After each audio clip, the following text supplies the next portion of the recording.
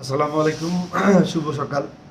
ছোট্ট একটা বিষয় শেয়ার করার জন্য মূলত চলে আসা। সেটা হচ্ছে যে আমরা যারা প্রফেশনাল আছি আমাদের ২ টা কাজ সবসময় করে রাখা উচিত। একটা হচ্ছে নিয়মিত আমাদের সিভি গুলো আপডেট রাখা এবং সেটা হতে পারে প্রত্যেক মাসেই অথবা মাসে ১ বার কি ২ বার। সবসময় আমার সিভিটা সময়ের সাথে সামঞ্জস্য রেখে আপডেট থাকা। আরেকটা বিষয় হচ্ছে রিজাইন। আমাদের প্রত্যেকেরই রিজাইনের ব্যাপারে আসলে সবসময় প্রস্তুত থাকতে হবে। আমি এটা এই জন্যই বলতেছি যে সেটা ২ পক্ষ থেকে হতে পারে। যেকোনো সিচুয়েশনে আপনার পক্ষ থেকেও হতে পারে, আবার ম্যানেজমেন্টের পক্ষ থেকে হতে পারে।